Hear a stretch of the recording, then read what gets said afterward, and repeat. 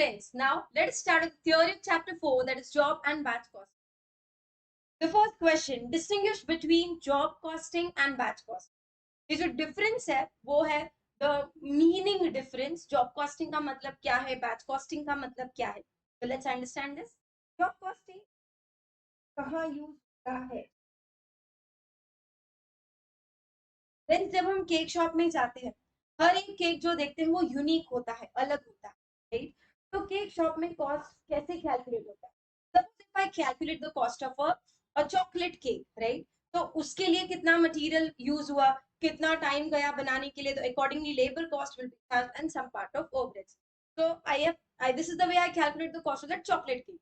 Suppose अगर मुझे कोई मिक्स्ड फ्रूट केक का कॉस्ट कैलकुलेशन करना है, तो ingredients will be different, time taken will be different, right?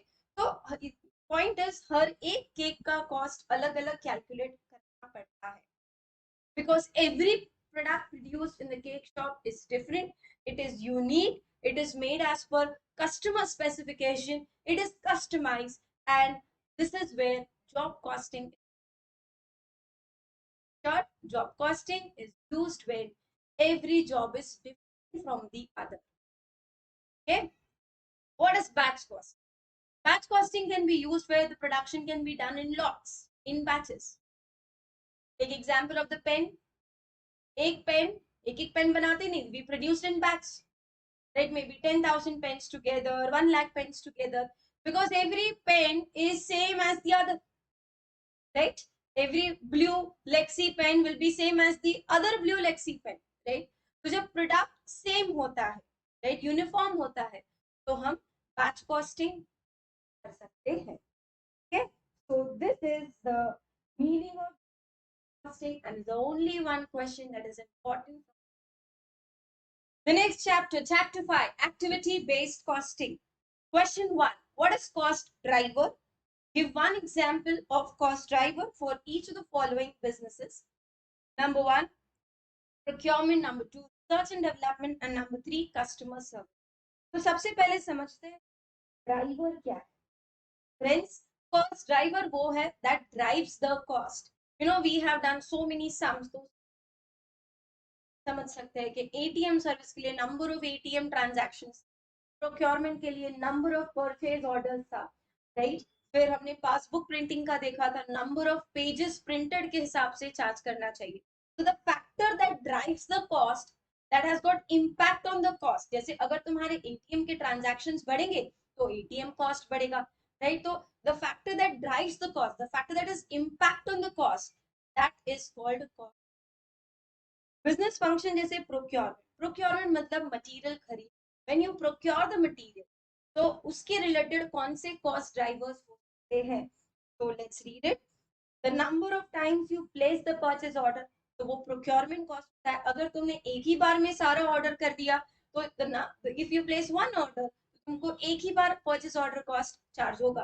But अगर तुमने 10 बार, 15 बार, 20 बार ऑर्डर्स प्लेस किए हैं, तो कॉस्ट अकॉर्डिंगली ज्यादा होगा. So it is number of purchase orders that drives the procurement cost. There can be many other cost drivers related to procurement, like the number of suppliers, number of items procured in quantitative terms. Next is research and development.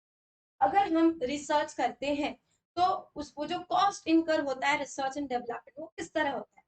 अगर मैं बहुत सारे projects पे research करती हूँ, तो जितने ज्यादा प्रोजेक्ट्स होंगे उतना ज्यादा रिसर्च कॉस्ट होगा, राइट? देन हर एक प्रोजेक्ट में कितना टाइम जाता है रिसर्च करने.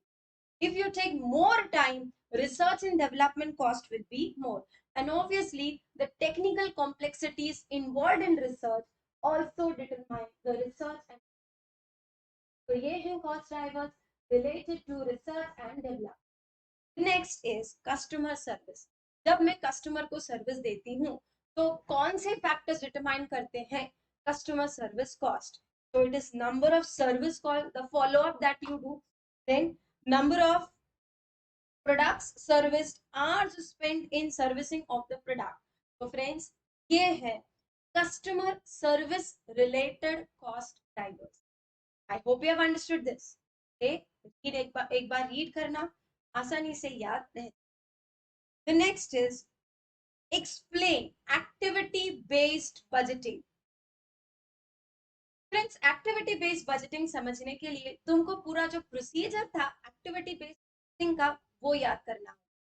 उसमें हम क्या करते थे फ्रेंड्स, हम फाइंड आउट करते थे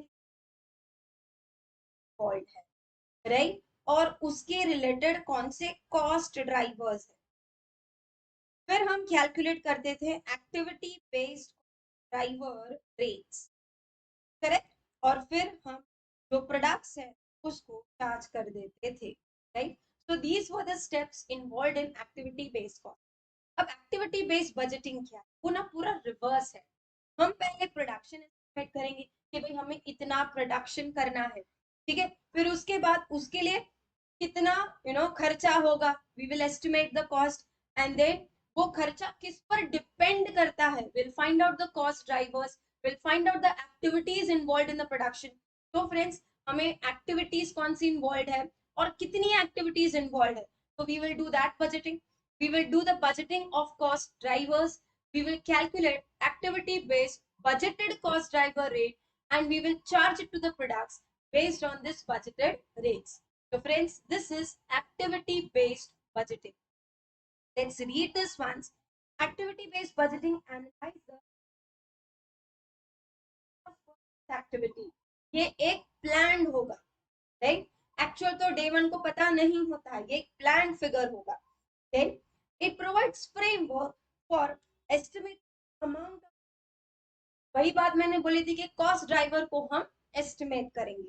Then actual results will be compared with the budgeted, right, financial comparison भी होगा, नॉन फाइनेंशियल कंपैरिजन भी होगा, तो एग्जैक्टली हमको बिजनेस कैसे परफॉर्म कर रहा है ये पता चलेगा, right. It is a plan which seeks to the objective of continuous improvement. It means planning and activities to derive cost-effective budget and meet the forecast workload and agreed strategic goals. ABB is reversing of ABC process to produce financial plans and budget. तो basically जो procedure है, जो steps है, वो सारे budgeted figures हम पहले calculate करेंगे, फिर एंड में एक्चुअल पता चलेगा, कंपैरिजन करके हम हमारा परफॉर्मेंस इवैल्यूएट कर सकते हैं, और अगर कुछ हम गलत कर रहे हैं तो we can take the corrective action, right. तो जितना ही एबीसी जरूरी है उतना ही एबीबी जरूरी है, राइट, एक्टिविटी इज बजटिंग। तो फ्रेंड्स, ये दो क्वेश्चंस थे एक्टिविटी बेस्ड कॉस्टिंग के, what is cost driver and what is ABB, okay. We move on to the next chapter, that is chapter 6, cost accounting system. इसमें क्या important है, what are the essential prerequisite cost accounting, यानी अगर तुमको cost books, financial books को combined रखना है, integrated रखना है, तो तुम्हारे ऑर्गेनाइजेशन में क्या जरूरी होता है, what are the prerequisites of this system, okay, let's understand this. So the essential prerequisites of integrated,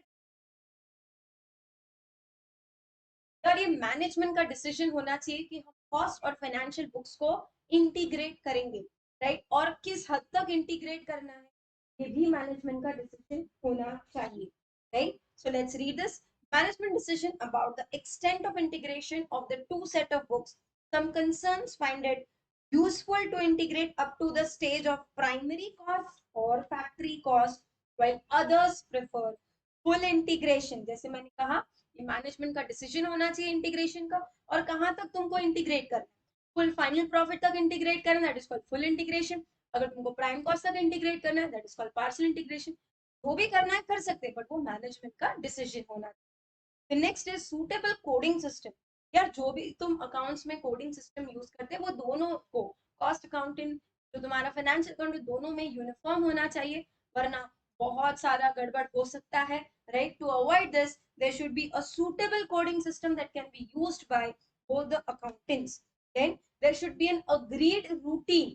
जैसे अपने accruals होते हैं, prepaid transaction होते हैं, there are other necessary adjustments, provisions को कब रिवर्स करना है ईयर एंड में, कब करना है, 6 monthly, what ever it is, तो एक अग्रीड रूटीन होना चाहिए दोनों सिस्टम में, राइट? ऐसा ना हो कि इसने तो पहले ही रिवर्स कर दिया, अरे इसका रिवर्स करना ही रह गया, तो this would a problem, right? तो दोनों सिस्टम जब इंटीग्रेट करते हैं तो the timings of this adjustment should be same.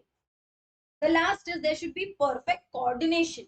यार अगर कोऑर्डिनेशन नहीं होगा ना तो इंटीग्रेशन में मजा नहीं आएगा. So there has to be perfect coordination between the two systems. Okay, and there is no need for separate cost laser.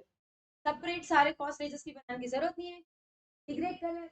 But जो कॉस्टिंग के जो सूटेबल स्टॉक वाले अकाउंट्स होते हैं, SLC, ledger control account, WIP ledger control account, finish good stock account, ये जो आते हैं वो हमेशा बनाएंगे. they will be like the subsidiary ledgers. Okay, so friends, this is about the prerequisites of integral accounting system. Just to give you a gist, it's management decision, partial integration करना है या full integration. Then coding system बराबर होना चाहिए, timing of recording बराबर होना चाहिए, there should be perfect coordination. और जो कॉस्ट लेजर के जो सेपरेट स्टॉक लेजर्स है वो हम बनाएंगे. These are the prerequisites when you install integral accounting system. The next question is, what are the advantages integral? Friends, advantages समझने के लिए सीधा हम जाते हैं ये pointers पर, which is so simple to understand. Because it is integral, there is one set of books, right? So there is one set, one figure of profit. And hence, जो हमने reconciliation part पढ़ा था इस chapter में, right? Reconciliation between cost accounts and financial accounts की जरूरत ही नहीं पड़ेगी. So this is one of the biggest advantages of integrated system कि हमें reconciliation statement बनाना नहीं पड़ता क्योंकि profit figure एक ही होता है. Then there is no duplication of records. यार जब हम non integrated करते थे ना तो इसमें भी परचेज रिकॉर्ड करो, इसमें भी परचेज रिकॉर्ड करो, फाइनेंशियल में सेल्स रिकॉर्ड करो, कॉस्टिंग में सेल्स रिकॉर्ड करो, वेजेस का कॉस्ट फाइनेंशियल में रिकॉर्ड करो, कॉस्ट में, तो सारा चीज दोनों में अलग अलग यानी डुप्लीकेशन होता था, राइट? काम डबल हो जाता था. बट अगर हम इन बुक्स को इंटीग्रेट कर दे तो फ्रेंड्स डुप्लीकेशन ऑफ वर्क अगर नहीं होता है तो हमारा टाइम बच जाता है, खर्चा भी बच जाता है. So this is the second advantage of integrated system. The third is costing available for the entry, right? मैंने तुमको एक बात बोला था जब ये कॉस्ट अकाउंटिंग सिस्टम, ये कॉस्ट अकाउंटिंग सिस्टम अगर ये सेपरेटली कोई ऑर्गेनाइजेशन रखता है, राइट, तो वो उसको इतनी इंपॉर्टेंस नहीं देता है, राइट? क्योंकि सबसे पहले तो वो मैंडेटरी भी नहीं है, तो सारे डिपार्टमेंट से कोऑपरेशन मिलना भी डिफिकल्ट, राइट? ये बात मैंने, तो अगर हम इंटीग्रेट करते हैं तो सपोर्ट वाली बात तो यार प्रॉब्लम ही नहीं आएगा क्योंकि financial and costing they are integrated. So why will not every department support, right? तो ओरिजिनल जो डेटा फाइनेंशियल के पास होता है उसी से हमारा कॉस्ट एंट्री भी हो जाता है. तो कॉस्टिंग डेटा आर अवेलेबल तो original entry and hence no delay is cost in obtaining. The next is operation of system is facilitated with the use of mechanized accounting. यानी जैसा फाइनेंशियल का mechanized accounting था इसका भी वैसे ही हो जाएगा. Then centralization of accounting function results in economy. As I said, अगर तुम दो सिस्टम अलग अलग रखोगे डुप्लीकेशन ऑफ वर्क होगा, खर्चा डबल होगा. तो अगर ये सेंट्रलाइज हो गया, अगर ये इंटीग्रेट हो गया तो it will definitely have savings in the amount that you spend for accounting. So these are the advantages of cost integrated cost accounting. And now, why is it necessary to reconcile the profit between cost accounting and financial accounting?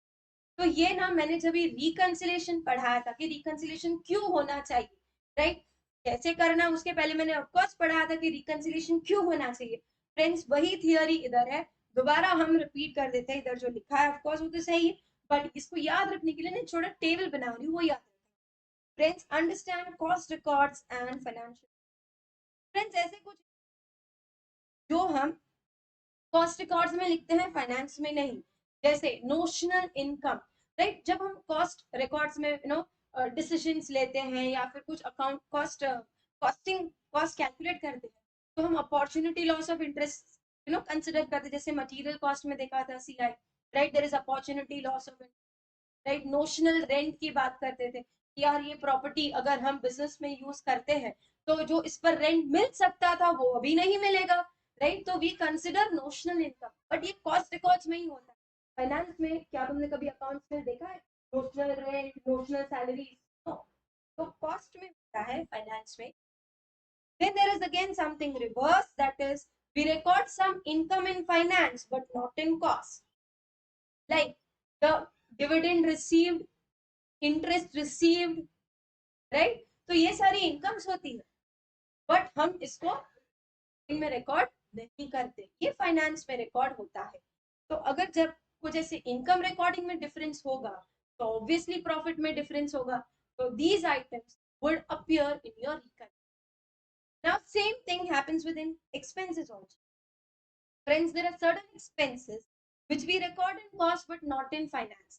Again, these are notional expenses. क्या है ये friends? Notional expenses. Notional expenses like again notional interest cost, right, notional rent cost, right. तो ये सारे हम notional basis पर consider करते हैं, बट फाइनेंस में जब एक्चुअल में पे किया तभी हम लेंगे। तो कॉस्टिंग लेता है, फाइनेंस नहीं। तो if you record notional costing में डिफरेंस आएगा। Then there are certain expenses which we do not record in cost but we record in finance, like preliminary expenses written off, goodwill written off, right, dividend paid। तो ये सारे financial expenses है, हम finance में record करते हैं, costing में नहीं। अगर तुम ऐसा करोगे, दोनों में एक में लिखोगे दूसरे में नहीं लिखोगे, तो obviously the profit will be different and this then appears in your reconciliation statement. तो फ्रेंड्स ये चार चीजें तो हो गई, इसके अलावा there can be difference in depreciation. अब डेप्रिसिएशन तो हम दोनों में लिखते हैं, कॉस्ट में भी फाइनेंस में भी, बट द पॉइंट इज दोनों जगह रेट्स का डिफरेंस हो सकता है, मेथड का डिफरेंस हो सकता है कि यार कॉस्टिंग ने एसएलएम फॉलो किया, फाइनेंस ने डब्ल्यूडीबी फॉलो किया, राइट। तो there can be difference due to rates, difference due to the method. Then is stock, यार दोनों में स्टॉक लिखते हैं, material stock, WIP stock, finish good stock, ये दोनों में कॉस्ट रिकॉर्ड्स में भी आता है, फाइनेंशियल रिकॉर्ड्स में भी आता है, but the difference may be due to valuation, right? The difference may be due to use of different method. अब जैसे फाइनेंस बोलता है follows AS2 cost और NRV which is low, but costing कभी NRV लेगा ही नहीं, costing हमेशा cost पर ही इन्वेंट्री को वैल्यू करेगा। So there can be difference in valuation. Also there can be difference in the method, like एक ने FIFO यूज किया, मैंने weighted average यूज कर लिया। तो फ्रेंड्स ये है स्टॉक को लेकर difference. Then there can be difference due to overheads. Friends, cost records हमेशा overheads को absorbed basis पर लेता है और फाइनेंस हमेशा एक्चुअल पे लेता है। तो दोनों में रिकॉर्ड तो होता है पर अलग अलग अमाउंट से रिकॉर्ड होता है। So there can be under over absorption and that will form part of the reconciliation statement. So friends, these are the reason why you need reconciliation statement. Right? I hope you have understood. Now the last question of this chapter is reconciliation of integrated accounting system. No friends, ये हमने advantages of integrated accounting system में देख लिया था कि जब तुम system को integrate करते हो there is only one figure of profit. So friends, there is no need of reconciliation. Follow integrated system. Friends, I want you to read this on your own because point तो यही है but they have elaborated. एक बार read. So friends, with this we end the questions which were related to cost accounting. Now we move on further to contract costing. Contract costing में very important question 1, write note on cost plus contracts. ये cost plus contracts क्या होता है? Friends हमने contract costing में ना कितने सारे सम्स किए, हर सम में जब तुम करते हो तो हमेशा कॉन्ट्रैक्ट प्राइस दिया होता है, राइट। तो जो हम सम्स करते हैं उसमें जो contract price that is called right fixed price contract, यानी मैं कॉन्ट्रैक्ट शुरू करने से पहले ही पैसा फाइनल कर देती हूँ। Contract price is fixed at the Inception start of the contract, ताकि मुझे बाद में ना मगजमारी नहीं चाहिए, राइट। और जब हम ऐसा प्राइस फिक्स करते हैं तो हम पैसे के साथ साथ काम भी कितना करना है ये भी फिक्स करते हैं कि इतना काम करना है, ओके इतना खर्चा होगा, this is fix price. But हमेशा कितना काम करना है ये फिक्स करना मुश्किल हो जाता है, राइट। कई बार बाद में कॉन्ट्रैक्टी बोलता है अरे ये भी कर लो वो भी कर लो, राइट। तो जब काम कितना करना है ये डिफाइन ना हो तो मैं प्राइस कैसे फिक्स कर सकती हूँ, राइट। तो जब अगर सपोज मैं कॉन्ट्रैक्टर हूँ, ठीक है, तुम कॉन्ट्रैक्टी हो, तुम मुझे बोलता है कि यार पता नहीं एग्जैक्टली कितना काम है, आप शुरू करो, हम बोलते जाए, तो मैं किसे प्राइस बताऊं? तो मैंने क्या बोला फिर, एक काम करो जो भी खर्चा होता है तुम मुझे रीइंबर्स करते रहो। आज मटेरियल का 1 लाख का खर्चा हुआ तो तुम मुझे 1 लाख दे देना, लेबर का 50,000 मुझे 50,000 देना, जो भी मेरा खर्चा होगा रीइंबर्समेंट करते रहो, राइट। तो cost is रीइंबर्स्ड।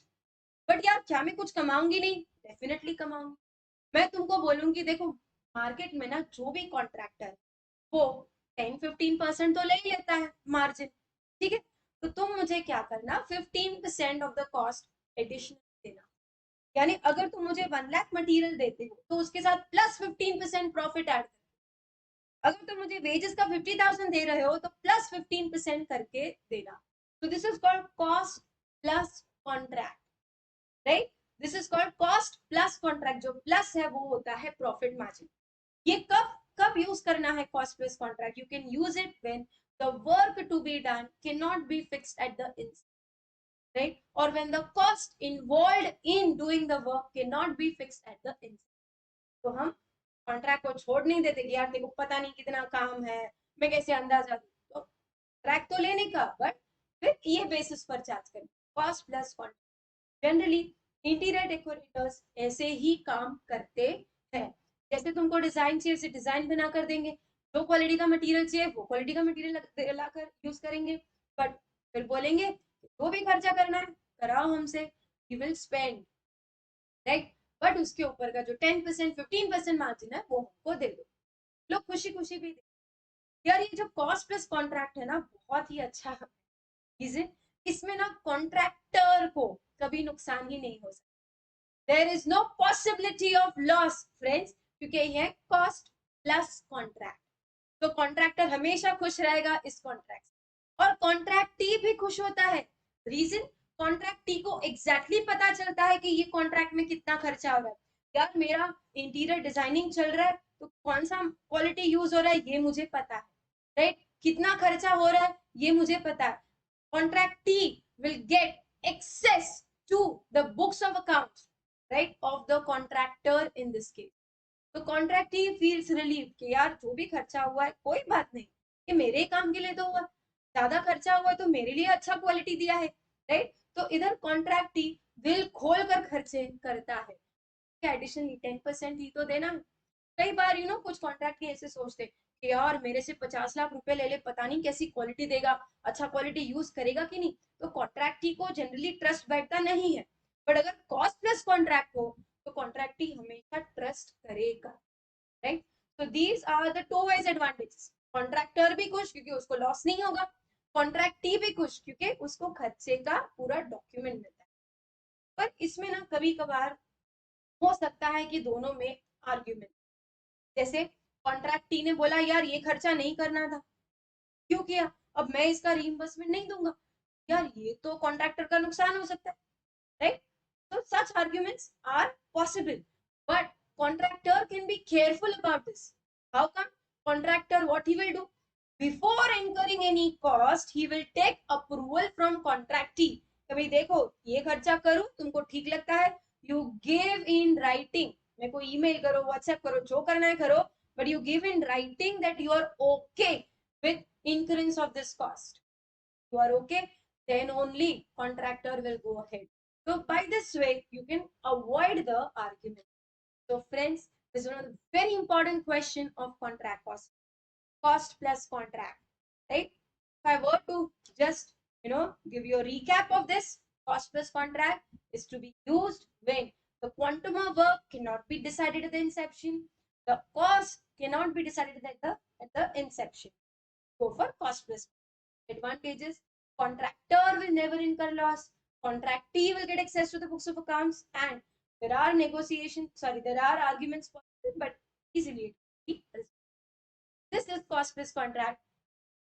If at all they want to ask theory of contract costing, then this becomes a very important question, right? The next is write short notes on escalation clause. Friends, we have already done this while we were doing sums of escalation. But now let us study this with the theoretical viewpoint. What is escalation clause? Contractor and contractee, when they discuss about the contract terms, कितना पैसा तुम लोगे, तो जब contractor ने बोला 3, फिर contractor ने बोला 3 साल लगेंगे कंस्ट्रक्शन में, और फिर वो 3 करोड़ प्राइस रिवाइज है, नहीं 5 crore. Now why this revision? पहले उसने बोला था 3 करोड़ में कॉन्ट्रैक्ट हो जाएगा, फिर वो बोलता है नहीं 3 नहीं 5 करोड़ का. The reason is the time gap. 3 साल जब कॉन्ट्रैक्ट चलता है ना फ्रेंड्स, तो there are chances के इन्फ्लेशन हो, there are chances कि जो मटेरियल का कॉस्ट सोचा था उससे ज्यादा ही हो, राइट?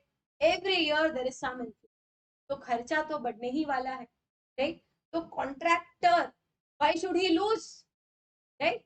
तो वो क्या करता है, हमेशा ज्यादा ही चार्ज करने का सोचेगा. तो उसने पहले 3 करोड़ का कॉन्ट्रैक्ट प्राइस बोला और फिर बोलता है नहीं अभी 5 करोड़. बट जब 2 करोड़ एक्स्ट्रा मांग लिए कॉन्ट्रैक्टर ने, तो कॉन्ट्रैक्टी बोलता है यार मैं नहीं दूंगा तुमको 2 करोड़ ज्यादा. I will not agree upon contract price of 5 crore. The reason is तुमने पहले 3 करोड़ बोला, I agree to it, but now the moment you said 5 crore, talking about inflation, अरे इन्फ्लेशन हो सकता है, आई अग्री कि तुम 2 करोड़ जो ज्यादा बोल रहे हो वो जेन्युइन ही है, पर वो एक अनसर्टेन इवेंट है ना, हुआ तो नहीं, प्राइस बढ़ेगा तो ना, तो जब प्राइस बढ़ेगा तब की देख लेंगे, अभी तो प्राइस नहीं बढ़ा है, तो अभी मैं कैसे अग्री कर लूं 5 करोड़ के लिए? Not possible. तुमने पहले 3 करोड़ बोला था, कॉन्ट्रैक्ट 3 करोड़ में साइन करो, मैं अभी तुमको 2 करोड़ देने का प्रॉमिस साइन करके नहीं दे सकता. तो कॉन्ट्रैक्टर अगर 3 करोड़ में साइन कर ले और इन्फ्लेशन हो गया तो पंगा है. अगर कॉन्ट्रैक्टी 5 करोड़ में साइन कर ले और उतना इन्फ्लेशन नहीं हुआ तो भी पंगा है. तो यहाँ दोनों भी अपने जगह सही है, राइट? इन्फ्लेशन हुआ, खर्चा बढ़ेगा, this is the point of contractor.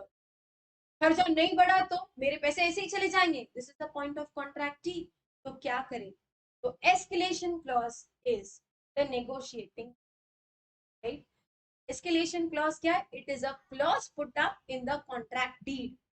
ये पॉइंट क्या, ये पॉइंट कैसे फ्रेम होगा बताती हूँ.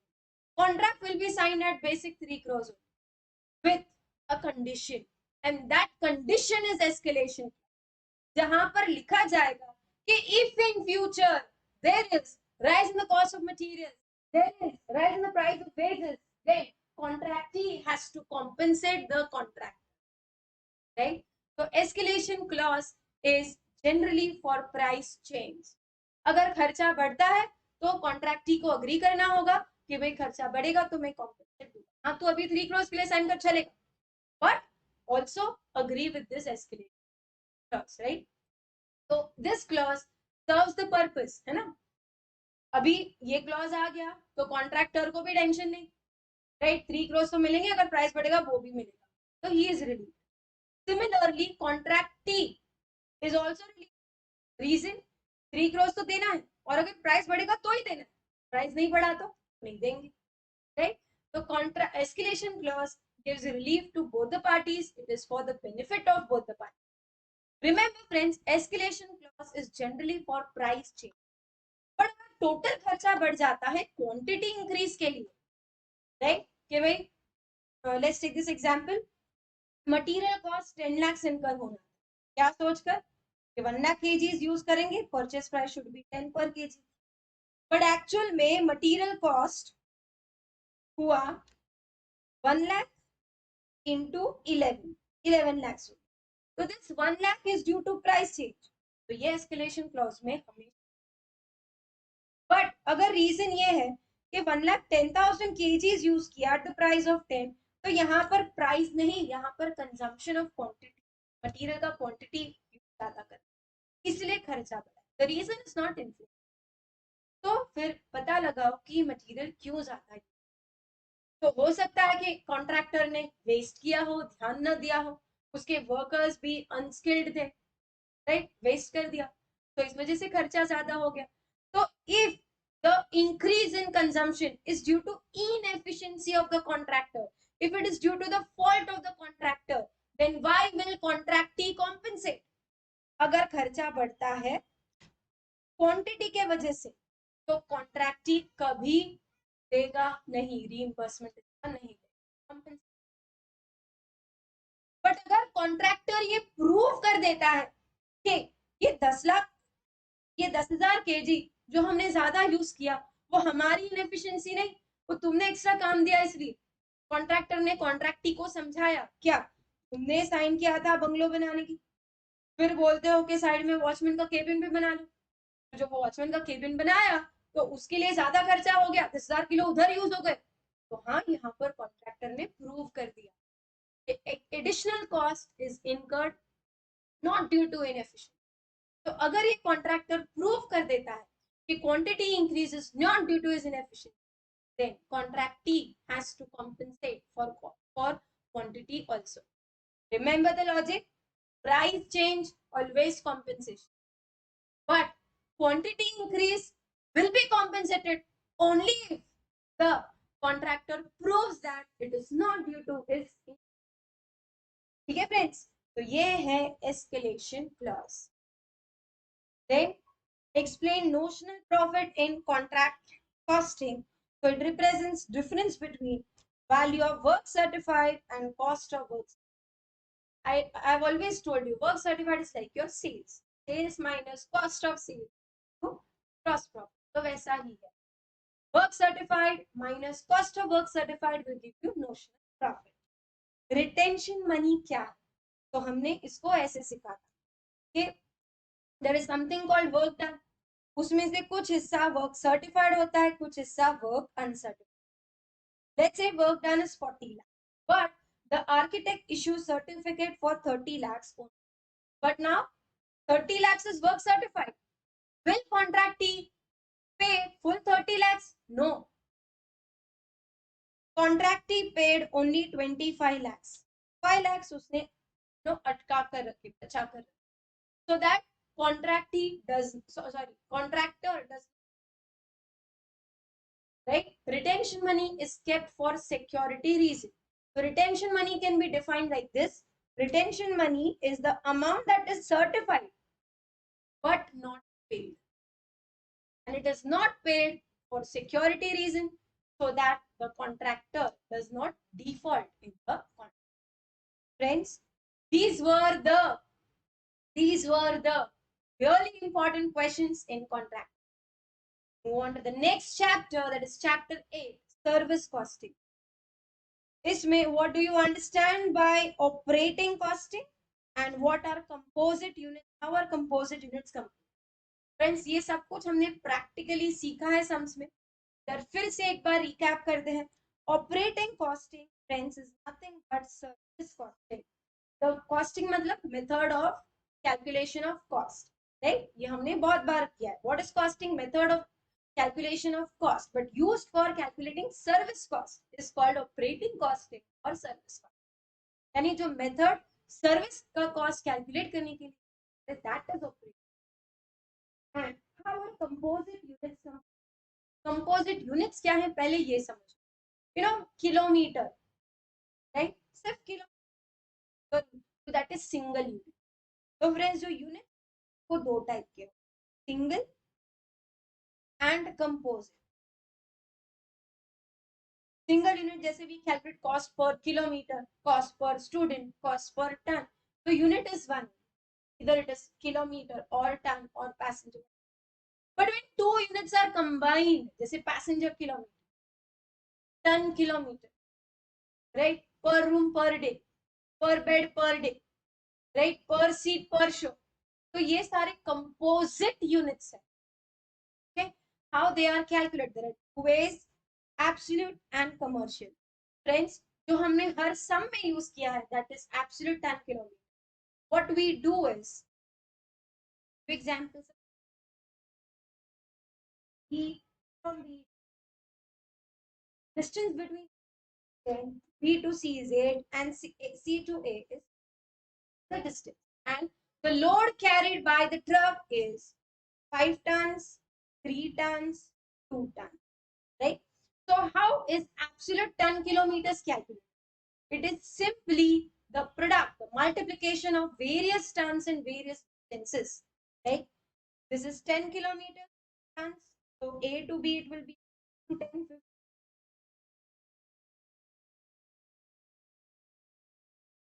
ये हो गया 8.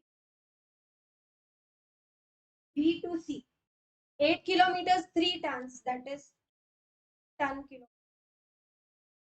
And C to A 2 tons 5, 10 ton kilo. Right friends? So let's add this. It will be 84 ton kilo.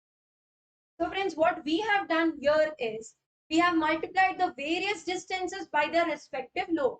That is absolute ton kilometer. The next is what is commercial ton kilometer. अगर यही example में मुझे commercial ton kilometre calculate करना है तो मैं कैसे करूँ? Very simple, take the total of distances 10 plus 8 plus 2, 20 kilometers, sorry, multiplied by the simple average of the load. यानी 5 tons है, 3 tons and 2 tons. The total load is 5 plus 3, 8 plus 2, 10 tons. Divide by 3 routes, right? A to B, B to C, C to A. So divide by 3. So 20 into 3.3 recurring आ जाएगा. So what you get is 66.6 recurring ton kilometers, right? So this is how commercial ton kilometers are calculated. Let's read this. Absolute ton kilometers are sum total of ton kilometers arrived at by multiplying various distances by respective load quantity. Commercial ton kilometers are arrived at by multiplying total distance by average load quantity. ठीक है? Example याद रख लेना तो easily समझ जाएगा. कभी कभी इंडिपेंडेंट कैलकुलेशन भी पूछते हैं. Given this information, calculate absolute ton kilometers and commercial ton kilometers. So this is one of the very important theory question in service cost. Then the next is distinguish between operating costing and operation costing. So what is the difference? सबसे पहले operating costing जो हमने अभी discuss किया, it is a method of costing cost of services, right? Operation costing क्या है friends? जब हमने प्रोसेस कॉस्टिंग पढ़ा तो हमने ऐसे देखा था प्रोसेस 1 का कॉस्ट, 2 का कॉस्ट, 3 का कॉस्ट, इतनों का कॉस्ट अलग अलग कैलकुलेट करते हैं, ठीक है? एंड क्यूमुलेटिव कॉस्ट कैलकुलेट होता है. जो प्रोसेस 3 का कॉस्ट होगा that will be the final. But कई बार एक प्रोसेस के विद इन कुछ स्टेप्स हो सकते हैं, राइट? तो within a process there can be operation, right? Product के लिए प्रोसेसेस और प्रोसेसेस के अंदर ऑपरेशन यूज होता है. और जब हम हर एक ऑपरेशन का कॉस्ट कैलकुलेट अलग अलग करते हैं, that is called operation cost. This one line is enough to understand this. It represent refinement of process costing. in this in this each operation has a distinct separately costed. यानी हर एक process का cost अलग से क्या, हर एक operation का cost अलग से कैलकुलेट करते हैं, right? So friends, these two questions are really important from service costing chapter, right? ये दोनों में से फर्स्ट जो हमने किया absolute and commercial ton kilometres वो आ सकता है, ठीक है? चलिए तुम इसमें से न्यूमेरिकल ही एक्सपेक्ट कर. Now friends, let us start with the next chapter, chapter 9, process costing. In this, the first question is, what is inter-process profit? State its advantages, disadvantages. So firstly, let's understand what is inter-process profit. Friends, in process costing, we know that output of process 1 is transferred to process 2 and 2 to 3. And this transfer takes place at cost. This is what we have seen in the numerical sums. But sometimes it can be transferred not at cost, but at cost plus some markup. We call it transfer price. That markup is nothing but the profit of that particular process. Let's take an example. Suppose the cost of process 1 is 20. Process 1 transfers to process 2 at 25. So 5 rupees is nothing but the markup, and that is inter-process profit, profit generated by process 1. What are its advantages? So comparison between cost of the output and market price at the stage of completion is facilitated. Friends जब and में process खत्म होता है तो हमको cost of product मिल जाता है, ठीक है, मार्केट प्राइस से कंपेयर भी हम कर सकते हैं. So this helps in comparison. And each process is made to stand by itself as to profitability. यानी अगर अभी प्रोसेस वन को प्रॉफिट अपना इंक्रीज करना है तो it will try to reduce 20, it will try to reduce its cost so that profit margin can be increased. So every process is given responsibility of earning profit, right? वो जितना ज्यादा कमाएंगे उतना company को फायदा होगा एंड कंपनी में pass on some benefit the people working in that process. So this is the meaning of the line. Each process is made to stand by itself. Process 1 खुद के दम पर प्रॉफिट कमा सकता है अपना cost reduce, right? The meaning of it, disadvantages. Next, disadvantages. The use of inter-process profit involves complication. यार ये 25 क्या है? प्रोसेस 1 2 को कॉस्ट पे ही दे देता. जो 5 रुपीज प्रॉफिट है वो एक्चुअल प्रॉफिट थोड़ी ना है जो कंपनी ने कमाया है. No. So that creates complication. Okay, what is exact cost? What is the profit earned? Right? The next is the system shows profit which are not realized. As I said, that 5 rupees is nothing, right? It is not the realized profit. There is no actual sale between 1 and 2, right? So because of stock not sold out. तो ये है disadvantages. थोड़ा system complex. The next and the very simple question, if you know process costing wholly, what do you mean by process loss? Explain the meaning and accounting treatment of normal process loss. Explain the meaning, accounting treatment of abnormal loss and abnormal gain. इसके लिए बेटा तुमको बस एक ही example याद करना होगा जो हम पता है about oranges. I purchased 10 oranges from Nagpur, right? I know that one orange will always come in damaged condition because it is a product like orange, it is soft, but during transportation it may be damaged. So one is the estimated loss, it is the expected loss कि ये loss तो होने है, and I'm expecting that 9 oranges condition में आएंगे. So that one orange that I always estimate, that is normal loss. Friends, normal loss is estimated loss, it is expected loss, right? It is inherent in nature. You can't do anything for it, right? तो ये तो होने ही वाला है. जैसे अपन dress stitch करते हैं तो साइड में से कट तो करना पड़ेगा ड्रेस को शेप देने के लिए. जो कपड़ा वेस्ट जाता है, वी कॉल इट चिंदी, right? That is the cutting loss. वो तो होने ही वाला है. What you can do for it? Nothing. That is again expected loss, that is inherent, होने ही वाला है. So this is normal loss. What we do, suppose अगर एक ऑरेंज 5 रुपए का है तो my total cost is 50. So what I do is I charge the cost of all oranges 50 to 9.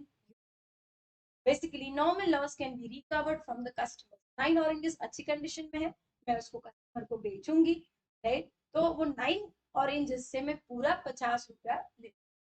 Normal loss genuine loss होता है and customer will not mind paying for it.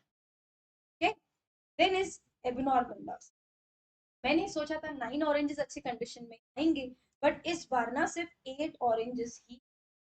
तो 1 orange is the loss over and above my expectation, over and above what I estimated, and that is abnormal loss. मान लो इस बार पूरे 10 oranges अच्छी condition में आए तो जो मैंने 1 नॉर्मल लॉस सोचा था यार वो भी नहीं हुआ, राइट? तो लेस ऑफ नॉर्मल लॉस और reduction in normal loss then what is estimated, that is called abnormal. अब बात करते हैं अकाउंटिंग ट्रीट. अगर जब एक ऑरेंज एडिशनली लॉस होता है, राइट? 8 ऑरेंज अच्छी कंडीशन में आए तो एक ऑरेंज का एक और नुकसान हो गया जो मैंने सोचा नहीं था, तो ये हम कस्टमर को नहीं चार्ज करते because it is abnormal in Why will customer bear abnormalities? No ways. Normal चीजें customer दे देगा, but abnormal loss नहीं bear. So whatever is the abnormal loss is to be transferred to costing. अब यार बात आती है business की कि जब एबनॉर्मल लॉस कस्टमर नहीं हमको देता, तो जब एबनॉर्मल गेन हो तो हम क्यों उसका बेनिफिट कस्टमर? ऑलवेज.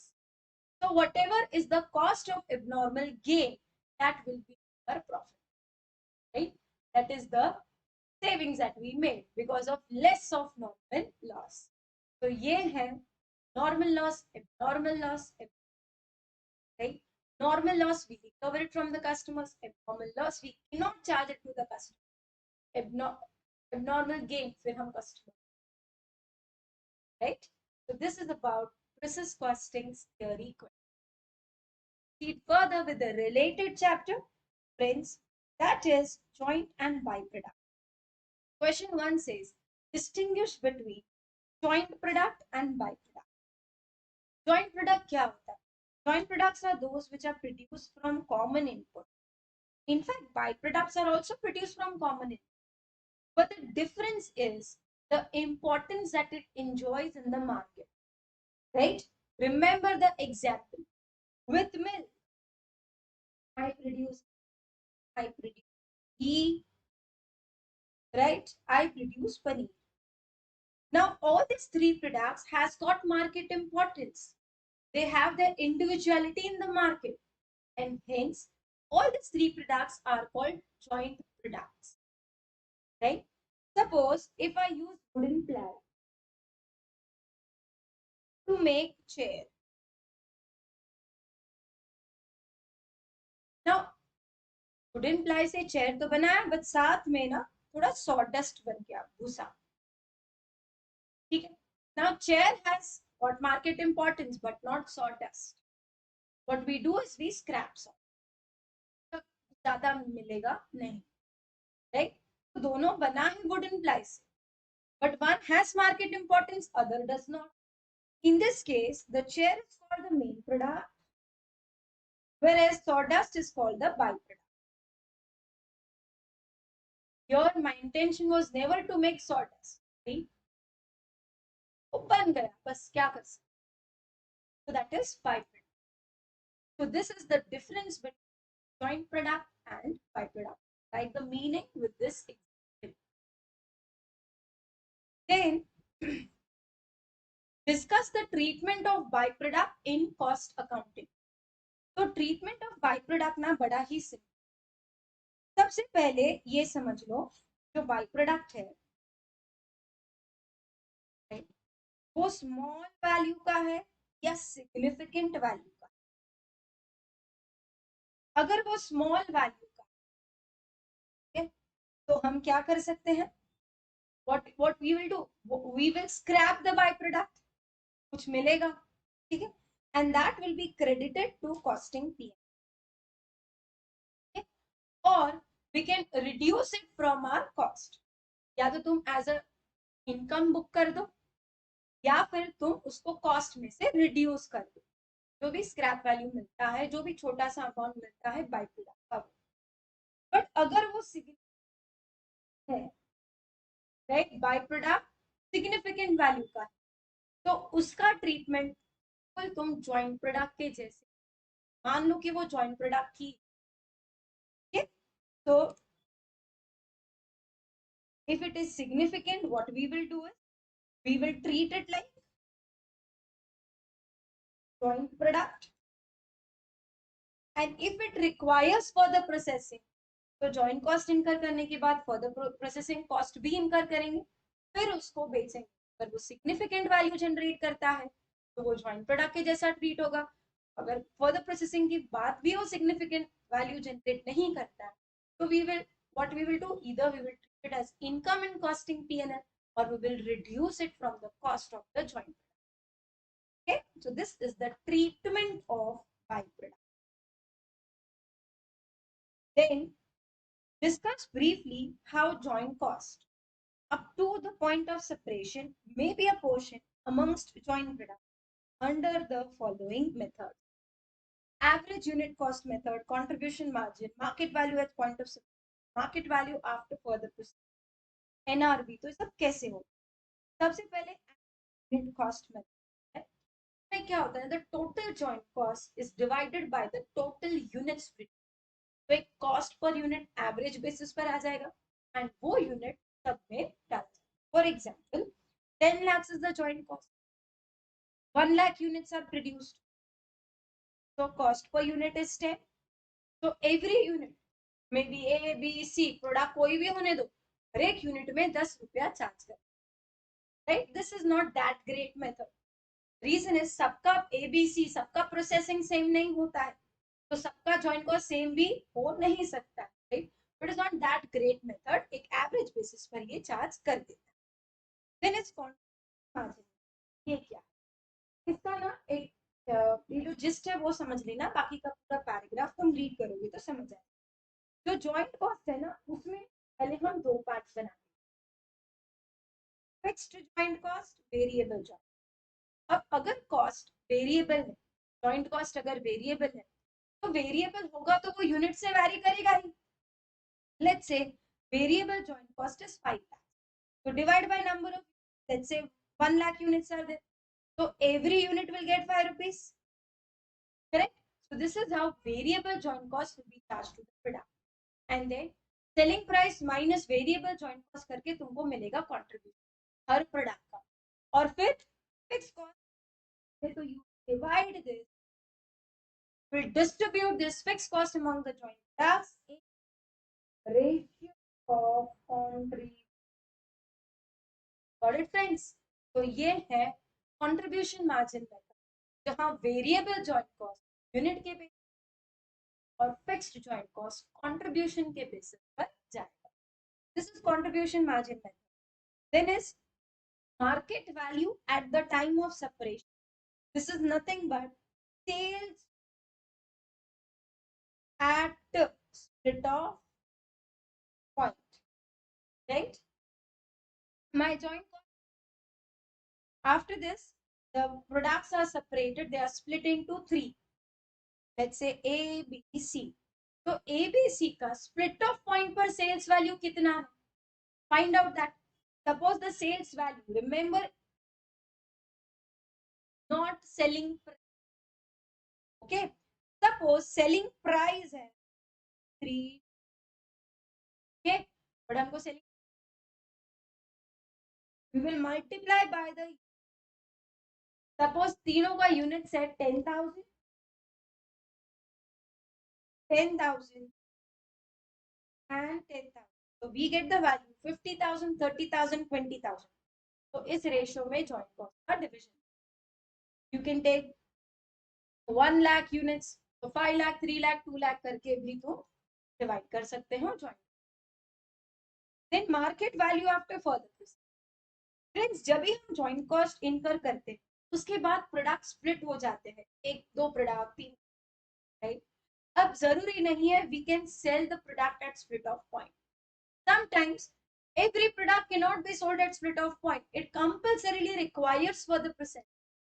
तो अगर split off point sales value नहीं हो तो क्या करोगे? तो you can take market value after further. Okay? The last is NRV method. What is NRV? What we do is sales value after further process. We subtract this sales value after further process. We subtract from this, we subtract the further processing cost. ठीक है? जैसे अगर ये joint process, तो ये split off point पर 3 product बन गए, इसके बाद further process करते हैं, तो यहाँ पर जो सेल्स वैल्यू आता है उसमें से फर्दर प्रोसेसिंग कॉस्ट हम मिस करेंगे, right? And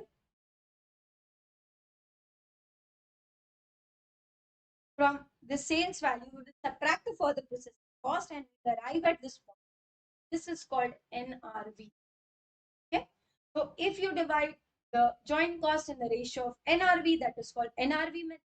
If you divide the joint cost in the ratio of sales after further processing, that is called market value after further processing. And if you divide the joint cost in the ratio of sales for a split off point, that is at the time of separation.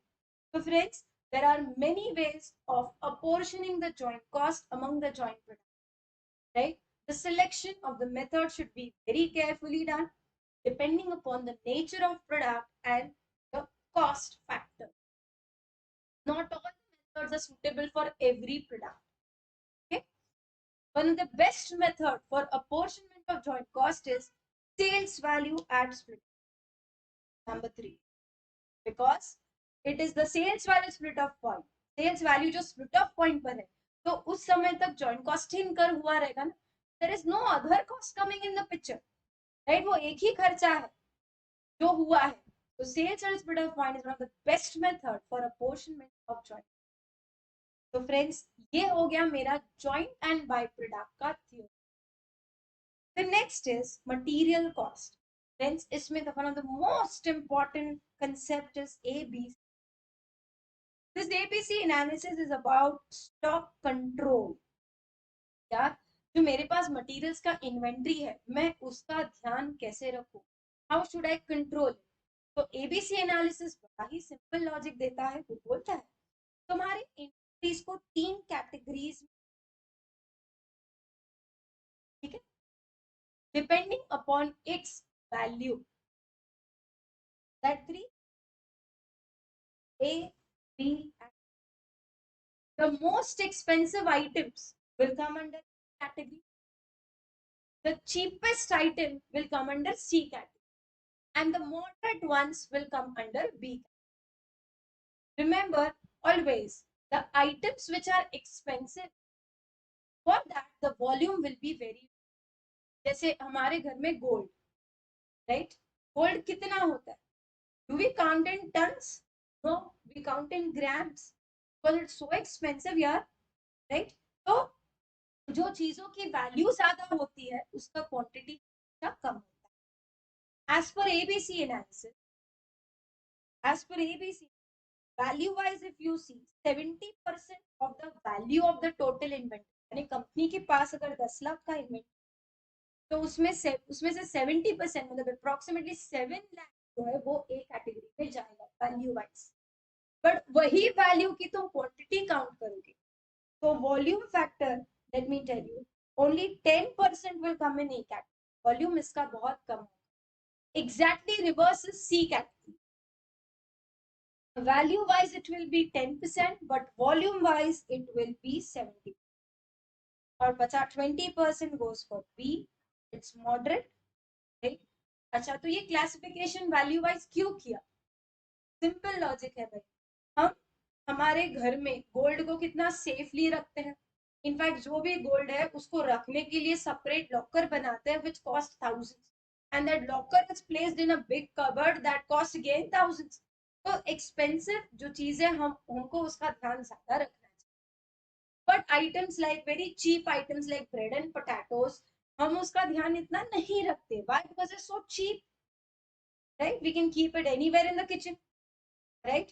तो हम चीजों का value, sorry, हम चीजों का control value के basis पर करते हैं.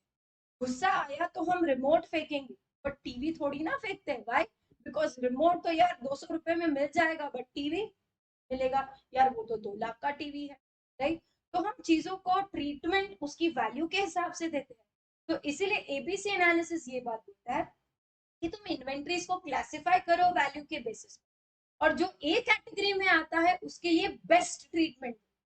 All the material concepts like EOQ, reorder levels, all the stock levels should be used for A category item. Exactly reverse of this for C. C category items are cheapest. उसका ध्यान मत रखो, उसका ध्यान रखने के लिए खर्चा भी मत करो. अगर रखना है तो थोड़ा बहुत रखो, right? Because they are so cheap. And B category goes for moderate. उसका कंट्रोल होना चाहिए, but not like that of A, right? But उसका कंट्रोल C से तो ज्यादा है. So friends, this is all about A, B. अगर materials chapter में कुछ थियोरेटिकल पूछना है, this is examiners favourite question, इस जरूर करके जाना. Differentiate between scrap and defectives and how and cost. Very nice question. Often asked in exam. When I say often, it means more than 10, 12. Same with ABC. अभी मान लो तुम एक shopping करने गए, तुमको एक शर्ट दी। अभी एक शर्ट जब भी तुम सिलेक्ट करते हो, ट्राई करते हो, तो एक बटन टूटा, राइट? तो क्या करना है? अगर तुमको खरीदना ही है तो भाई उधर के सेल्समैन को, उधर कस्टमर सर्विस में चले जाओ, बोलो कि एक बटन टूट गया, they will stitch it, right? तो है तो problematic, but still right, that shirt is repairable.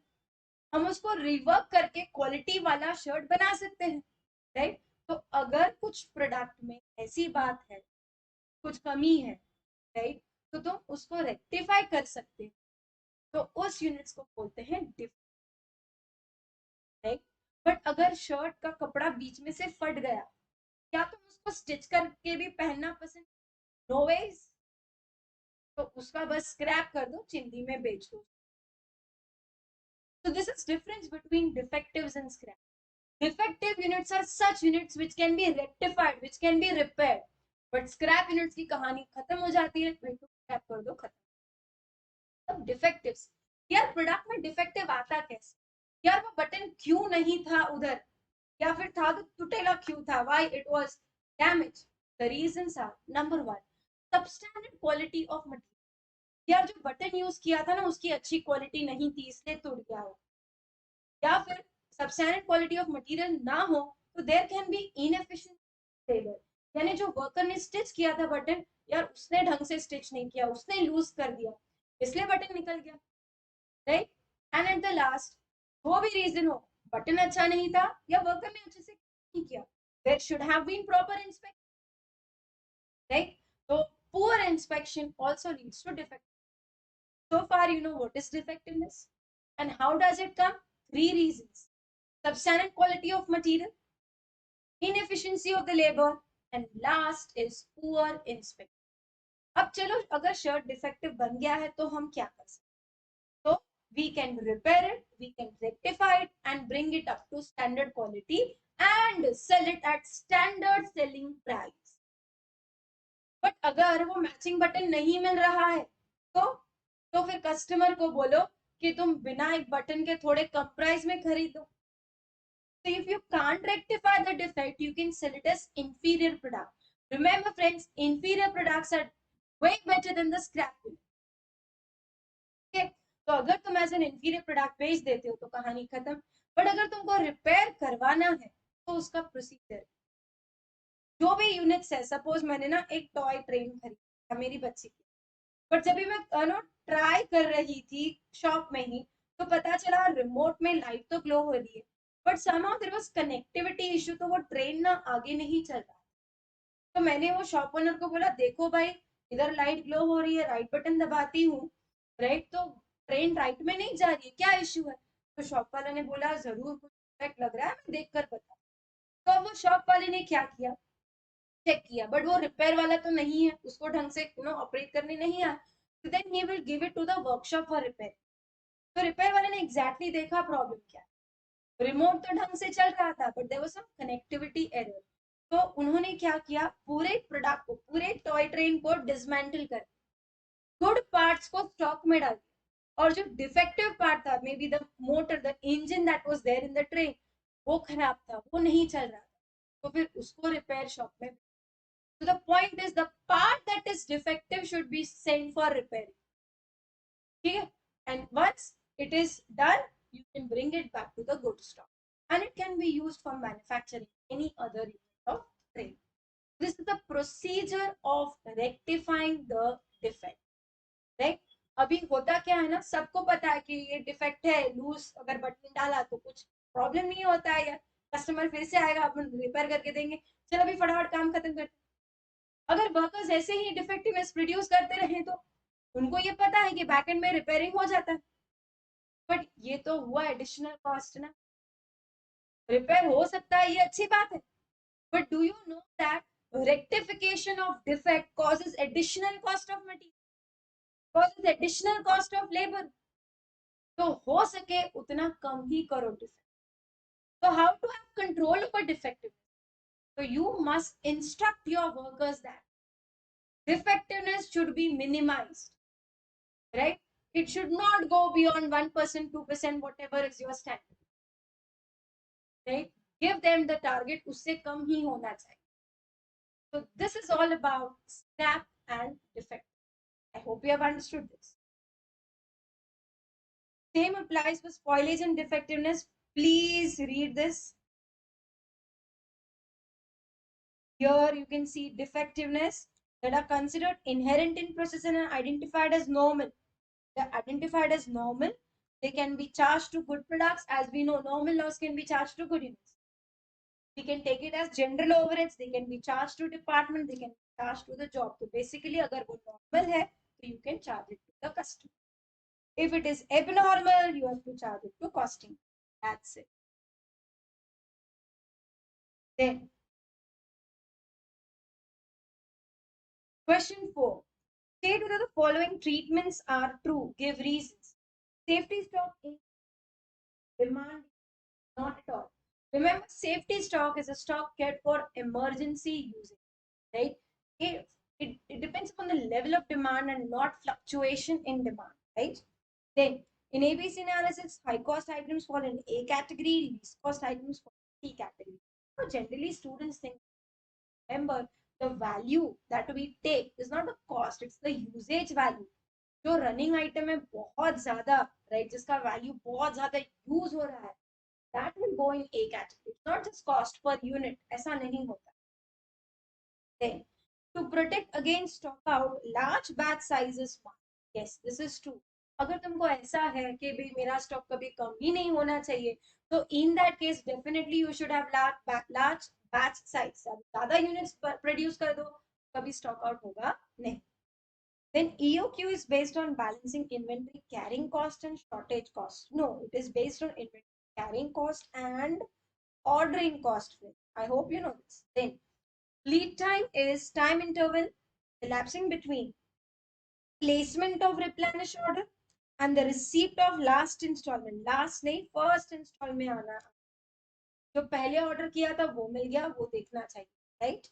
तो लीड टाइम का जो दिया है वो गलत है. What it should be is placement of replenishment order and receipt of the first installment of goods against the order. That is called the lead time.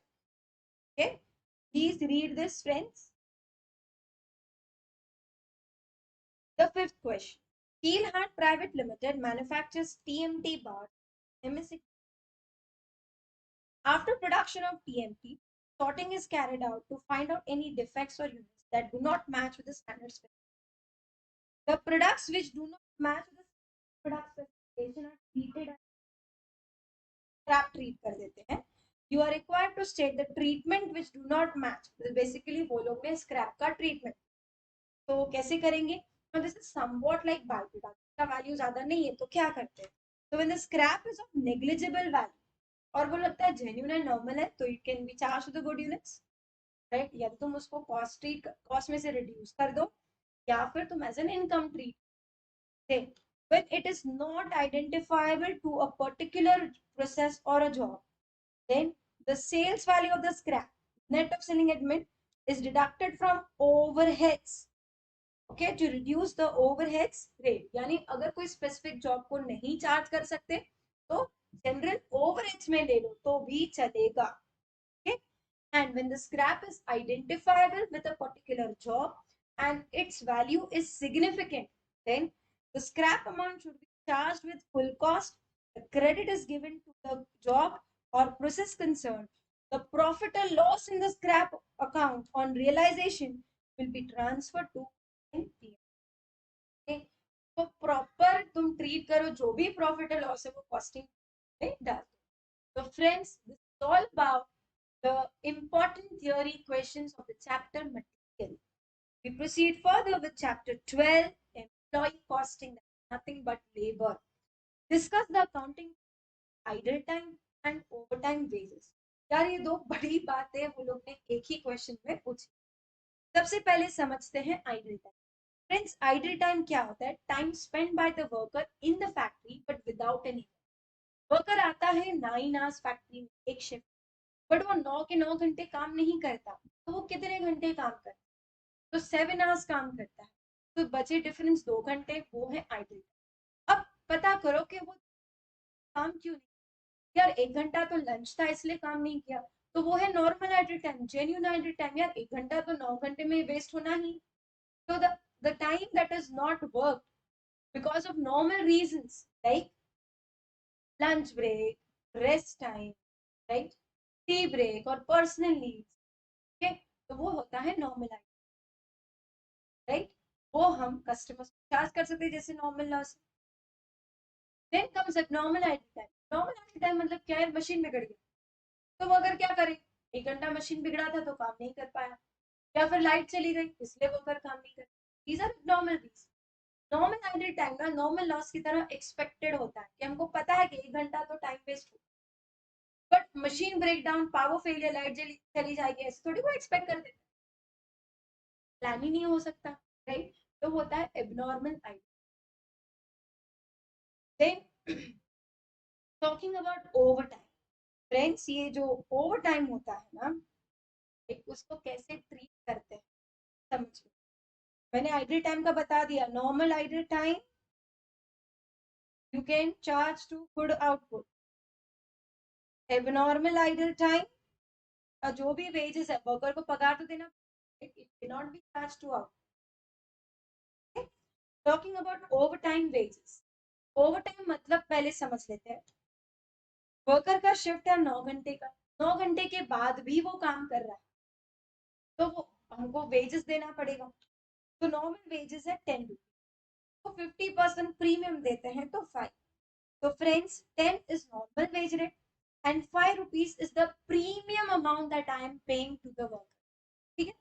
अब over time जो पगार दिया उसका ट्रीटमेंट क्या होगा, depends upon the reason of working over time. If the workers are doing overtime just to meet deadlines, जैसे तुम अपने ऑफिस में ऑडिट में सितंबर एंड है तो लास्ट एक हफ्ता तो ओवरटाइम सबका होता है, इनकम टैक्स सीजन है जुलाई एंड है, राइट, तो वो तो ओवरटाइम होता है। तो अगर ओवरटाइम हो रहा है बस general pressure of work just to meet the deadlines, then it will be charged as general overhead. समझ गए, it is charged as general overhead if it is to meet the deadline. Reason number 2, एक बार मैं production कर रही थी, तभी एक client का फोन आया कि भाई मेरे को 100 यूनिट्स कल सुबह चाहिए। मैं बोला ठीक है मैं देखती हूँ तुमने ऑर्डर किया था या नहीं, तो पता चला कि उसने ऑर्डर ही नहीं किया और 100 यूनिट्स मांग रहा है वो भी कल सुबह। मैंने बोला नॉट पॉसिबल, मैं तुमको 100 यूनिट्स कल सुबह नहीं दे सकती हूँ, एटलीस्ट मुझे एक दिन तो प्रोडक्शन के लिए। पर फिर वो क्लाइंट बोलता है कि मैं मुझे पता है मैंने ऑर्डर नहीं प्लेस किया था, बट ये इमरजेंसी है, मुझे आप दे दो, मैं किसी और से नहीं खरीदता। So I understand the client's request and I request my workers that please work for overtime. तो वर्कर्स बोलते हैं हम ओवरटाइम काम कर लेंगे बट पैसे ज्यादा देंगे। I said okay. मैंने क्लाइंट को बोला कि तुम इमरजेंसी में काम करवा रहे हो इसलिए तुम्हारा कॉस्ट ज्यादा है and client is ready to pay. तो if overtime is done at the request of customer we charge it to. So far two things, if it is due to general pressure, general overhead, if it is due to client's request we charge it to the client। फिर मान लो अगर पता चला service को उसे मांगा but उसका order था बट मैं डिपार्टमेंट में बताना भूल गई, राइट। तो मैंने क्या किया, हाँ भाई क्लाइंट तो सुबह आ जा डिलीवरी लेने, फिर फोन रख के बोला workers please see I forgot it is my mistake, right. तो ये डिपार्टमेंट का गलती है, तो इन दिस केस वर्कर्स तो बोलेंगे यार तुम्हारी गलती हम क्या करें, तो वर्कर्स ने ओवर टाइम लिया, राइट। तो in that case it charge to the department concern. Department एक कॉस्ट सेंटर होता है, प्रीमियम अमाउंट जो भी पे करते हैं वो डिपार्टमेंट का। Total 3 reason. फोर्थ रीजन ये है कि मान लो वर्कर ने सॉरी क्लाइंट ने बोला 100 यूनिट्स चाहिए, मैंने बोला हाँ बस तुम्हारा ही बन रहा है कल सुबह आकर लेके जा, और जैसे ही फोन रखा लाइट चली, 1 घंटे तक लाइट नहीं आई, और वर्कर को तो देना है, मैं उसको ऐसे तो नहीं बोल सकती कि भाई लाइट चली गई तुम्हारा प्रोडक्शन नहीं हुआ। मैंने तो वर्कर को बोला भाई जो भी हो तुमको बैठकर आज खत्म करके ही जाना है काम। वर्कर ने बोला ठीक है हम बैठकर काम तो खत्म कर देंगे बट हमें ओवर टाइम का प्रीमियम चाहिए। ऐसे ठीक, So here overtime was paid to the workers because of abnormal reason which was beyond my control. यार क्लाइंट ने रिक्वेस्ट नहीं किया, यार मेरी भी गलती नहीं है, यार ये तो एब्नॉर्मेलिटी होगी. तो in this case if overtime premium is paid it will charge to costing people. Right, total 4 reasons बता दी. General pressure, general overheads. Client ने बोला तो charge it to client. Department की गलती, department cost. Abnormalities, costing PNL. And the last, if overtime is done due to shortage of labour. मेरा एक student है, मैं इसको कुछ भी होमवर्क देती हूँ ना, कभी करके ही नहीं. मैंने इसको पूछा एक दिन, क्यों नहीं करता है homework, I am not serious about doing CA. He said नहीं मैम, मैं बहुत सीरियस हूँ पढ़ाई को लेकर, पर टाइम ही नहीं. मैं रोज ऑफिस से ना 2 बजे रात को घर पे आता हूँ. आई यू सीरियस, इतना काम करते हो क्यों? तो उसने बोला कि मैडम ऑफिस में प्रेशर बहुत रहता है. मैंने बोला कि यार ये जुलाई मंथ नहीं है, सितंबर मंथ नहीं है, every single day it's too much. Right? I said you should not work for these many hours.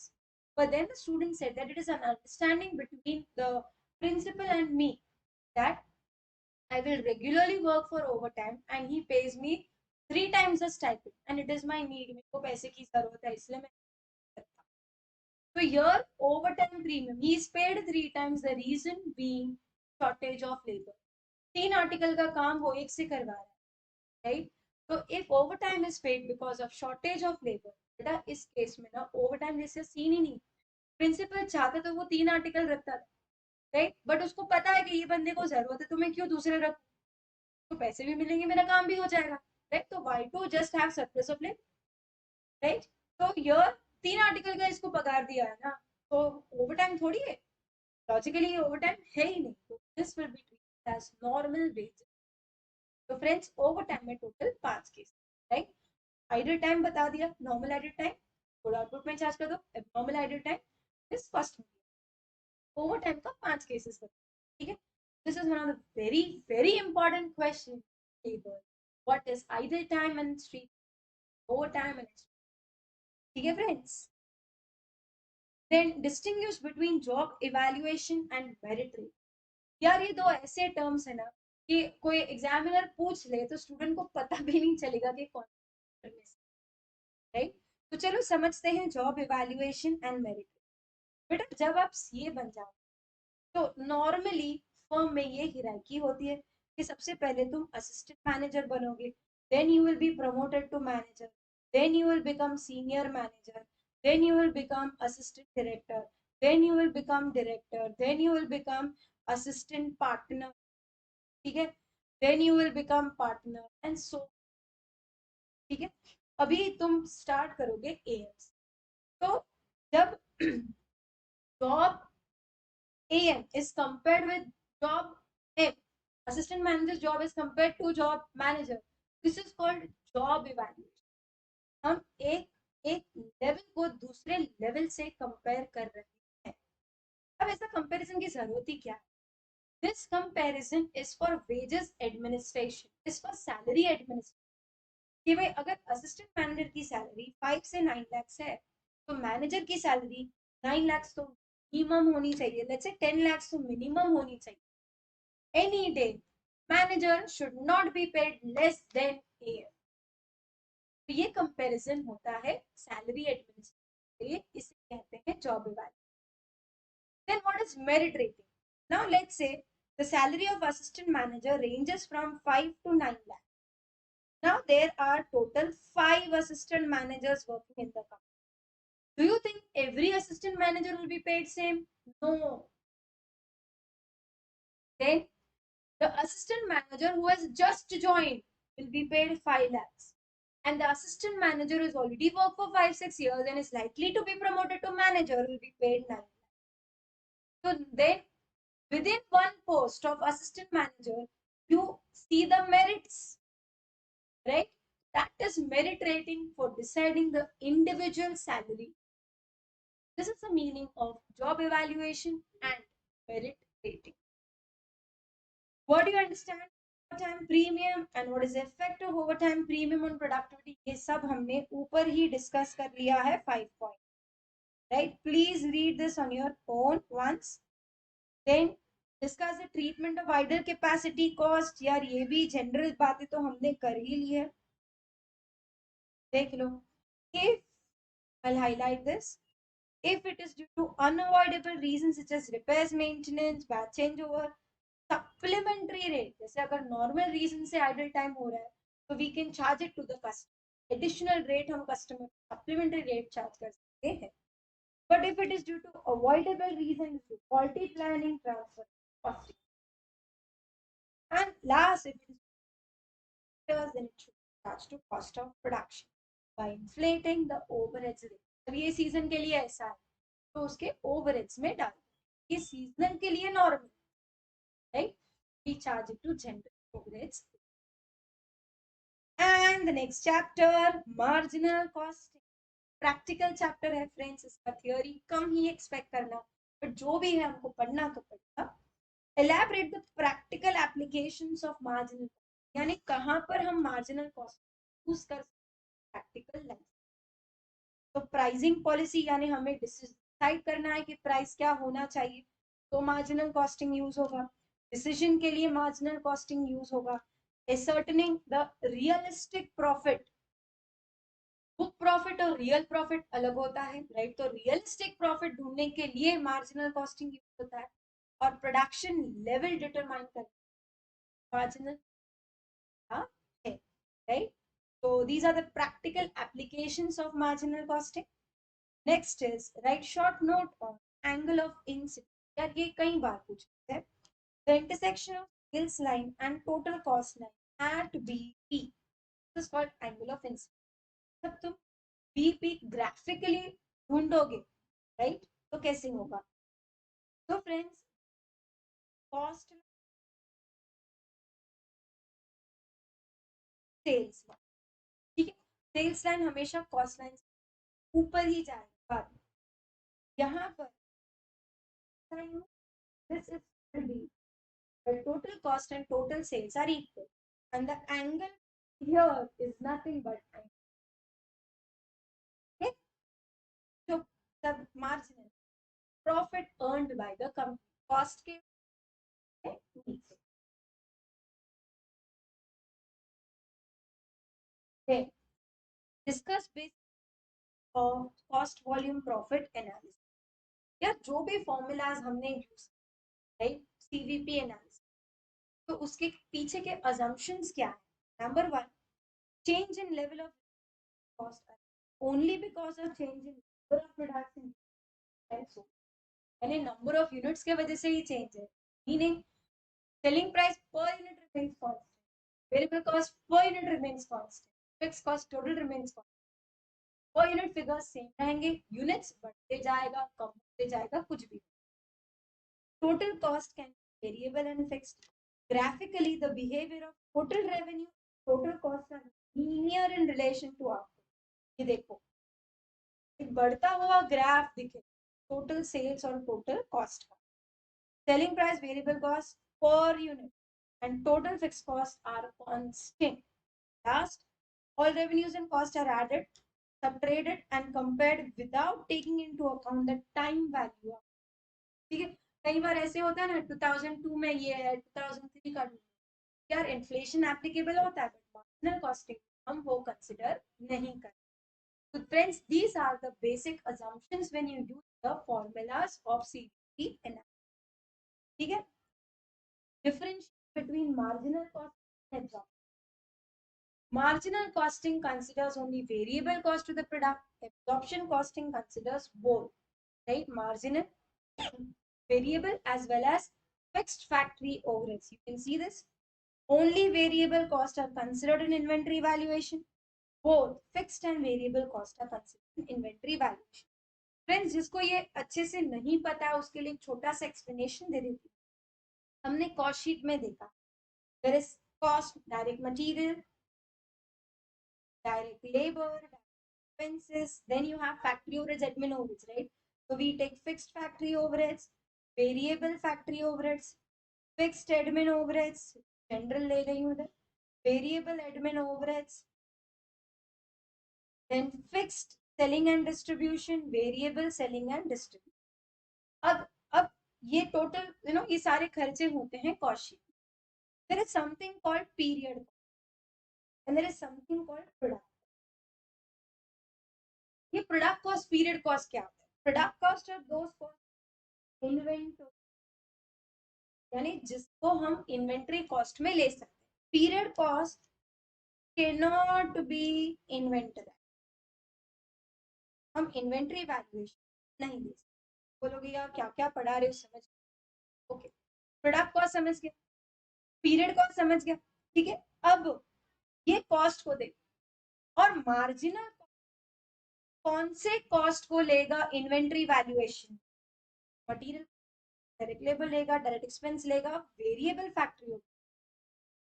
और absorption costing, costing labour direct expense तो लेगा ही, वेरिएबल फैक्ट्री का साथ में फिक्स्ड फैक्ट्री ओवरहेड्स भी लेगा, right.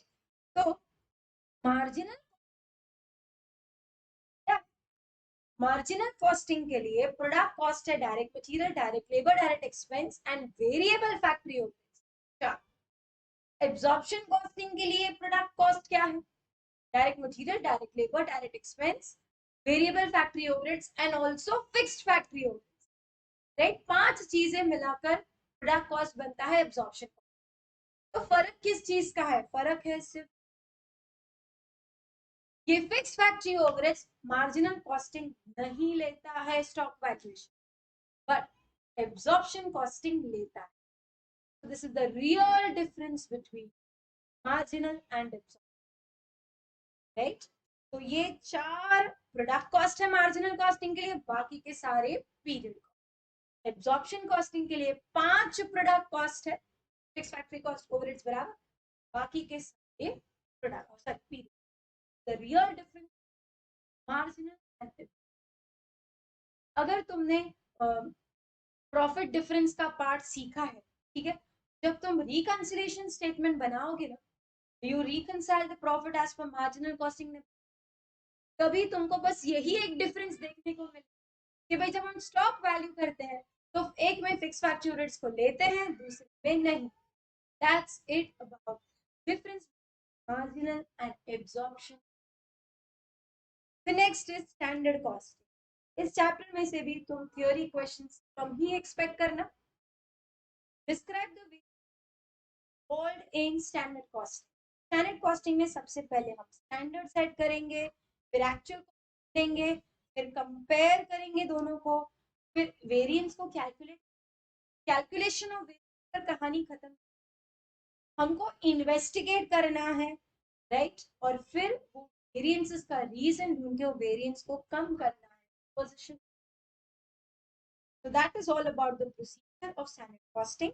Then calculation of variance in standard costing is not an end in itself but a means to an end, right? मतलब variance calculate करके standard costing खत्म नहीं होता है. As I said that there has to be investigation and disposition of. तो reason ढूंढो variance का, और फिर जो जो रीजन से वो आया है. Let's take an example here. मैंने सोचा था 1 लाख केजीज मटेरियल यूज करूंगी, मैंने 1,10,000 केजीज यूज, तो जो 10,000 kilo extra usages variance calculate तो कर लिया, बट क्यों आया ये वेरिएंस? द रीजन वाज मेरे वर्कर्स ट्रेन नहीं थे, उनको मटेरियल यूज करना नहीं आया.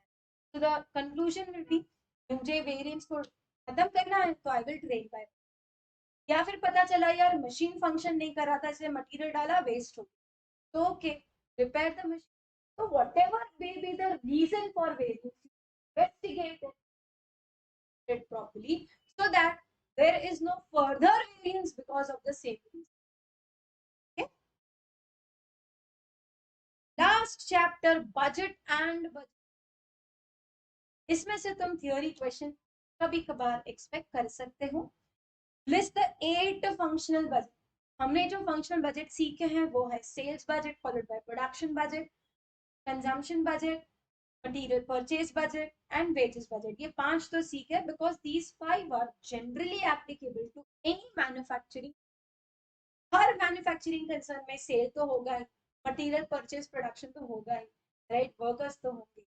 Other than that whatever functions are carried by organization, like advertisement, तो advertisement budget बना सकते, ठीक है. machines यूज करें तो machine capacity utilization budget बना सकते. there can be fixed overheads budget, there can be variable overheads budget. so depending upon the functions carried out by the organization, manufacturing the budget, for manufacturing the product, you can have the relevant functional budget. So you can write any names. Okay. Then distinguish between fixed and flexible budget. Flexible budget are those budget which are made at various levels of capacity utilization. हमने sums भी किए 10,000 units 8,000 units 5,000 सबके अलग अलग budget बनाए cost वही था but सिर्फ यूनिट्स बदल रहा so when the budget is made at various capacity utilization it is called flexible budget ठीक है flexible budget में क्या होता है ना we actually differentiate between the cost as variable and fixed because it is only variable cost that changes with the capacity and not the fixed cost. So flexible budget made at various levels of capacity utilization and it recognizes the difference due to behavior of cost. Fixed cost में क्या है? It is made at one level of production.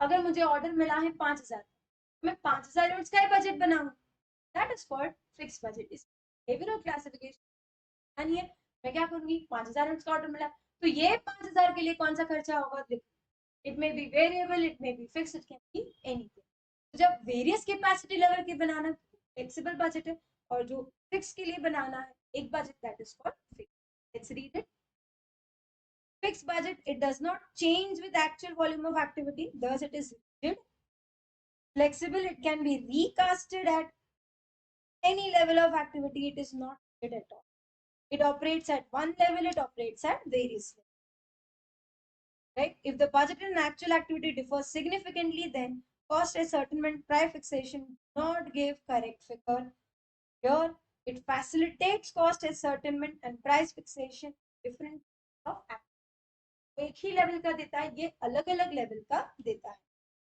Comparison of actual and budget are meaningless because जब मेरे को 5,000 units का मिला है तो मैं सिर्फ उसके 5,000 के लिए सोच रही हूँ ठीक है अगर उसके लिए कोई फिक्स कॉस्ट नहीं इनकर हो रहा था do not take that right यहाँ पर every cost is considered so it gives meaningful comparison okay this is one of the important objective of sorry one of the important question of budget.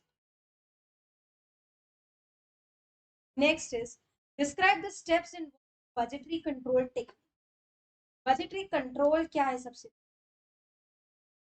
पहले हम budget बनाएंगे plan बनाएंगे then we determine the actual just as we did plan cost then we'll compare the plan with the actual if there are any deviations we'll investigate the deviations and we'll take the corrective action right तो ये है steps अब क्यों है वो देखते हैं first is definition of object right एक बजट हम प्लान करते हैं तो उसका ऑब्जेक्टिव क्या है वो क्लियरली डिफाइन करो उसके बाद लोकेशन ऑफ की फैक्टर यानी कौन सा ऐसा पॉइंट है जिसका ज्यादा से ज्यादा ध्यान रखना पड़ेगा जिसके सारी चीजें इम्पैक्ट होगी तो you please identify that key factor of your budget and then appointment of controller बेटा जो बजट है ना वो कौन बनाता है बजट बनाने की कमेटी अलग होती है और उसका जो हेड होता है that is called budget committee तो एक बंदे को रिस्पॉन्सिबल बना राइट तो उससे हम सारे आंसर्स ले पाएंगे तुम 10 लोगों को सारी बजट कमेटी को तो क्वेश्चन नहीं पूछ सकते देखो कमेटी चाहिए बजट बनाने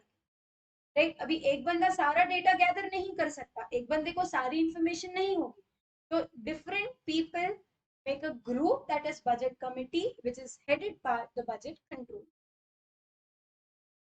then budget manual क्या होता है फिर जब भी हम कोई भी एक इलेक्ट्रॉनिक खरीदते हैं तो उसमें यूजेज मैनुअल आती है राइट कि मशीन को कैसे यूज वैसे ही प्लान का बजट मैनुअल बनाओ okay and circulate it among the organization so that they get an idea of how the organization is going ahead what are their plans and what is their role in the plan budget period remember friends targets when we set मुझे CA बनना है right it should not be lifelong यार कभी ना कभी बन जाऊंगा it has to be certain it has to be specific यार ये 3 साल में बन जाऊंगा 4 साल में बन जाऊंगा नेक्स्ट ईयर में बन जाऊंगा right there has to be a target तो एक प्लान अचीव करने का टारगेट से standard of activity or output for preparing budgets for future past statistics cannot be completely relied on right for past usually represents combination of good and bad factors therefore though results of past should be studied